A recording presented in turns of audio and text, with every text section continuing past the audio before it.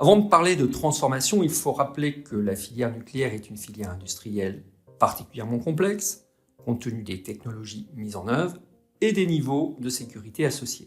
Ce qui est le plus important aujourd'hui pour les acteurs de la filière, comme pour tout industriel, c'est d'avoir de la visibilité. Donc l'État a acté en juin 2025 un plan de relance avec des intentions pour la prolongation des centrales existantes à 50, voire 60 ans, et des intentions pour la construction, dans un premier temps, de 6 nouveaux réacteurs de type EPR2. Par un décret en novembre 2025, l'État a autorisé EDF à poursuivre les travaux déjà initiés pour l'EPR2 de Penly. C'est une étape importante pour la relance de la construction qui va permettre à la filière de se mobiliser davantage et donc de se transformer. Après, le programme EPR2 s'inscrit dans un temps long, puisque l'on parle d'un premier démarrage à Penly en 2037-2038. Le programme connaîtra certainement des accélérations, des ralentissements qui peuvent être liés à des contraintes industrielles, à des décisions politiques en termes d'investissement, voire d'arbitrage au sein de notre mix énergétique. Enfin, l'État prendra en compte l'évolution de la demande d'électricité.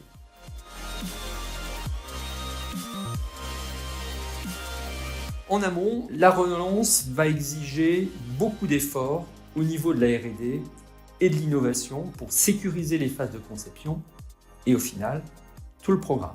La performance industrielle, la mise sous contrôle des approvisionnements seront des enjeux clés des phases de réalisation. Enfin, et c'est le troisième point, la transformation de la filière va nécessiter de nombreuses initiatives au niveau des ressources humaines pour recruter, former et mobiliser dans la durée sur des chantiers qui seront longs et complexes.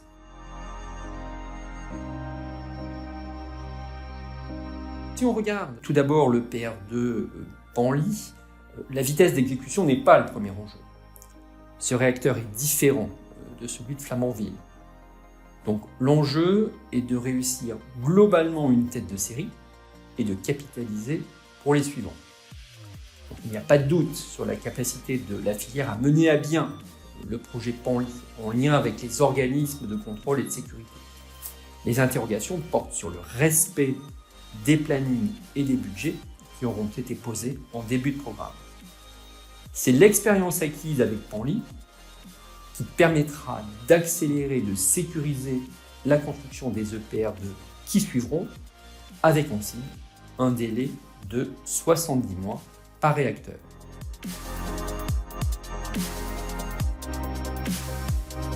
Oui, le WNE a été une très bonne vitrine cette année des innovations en cours. Les chantiers sur le parc existant et les constructions de nouveaux réacteurs vont être optimisés grâce à la robotique, qui progresse très vite, au digital, avec par exemple les jumeaux numériques, la gestion des configurations, et l'intelligence artificielle. Je pense par exemple à l'assistance que l'IA pourra apporter dans la réalisation et la fiabilisation des soudures. Il faut noter également des innovations dans le domaine des matériaux, pour le cycle du combustible et la gestion des déchets, et le grand projet Aval du futur d'Orano.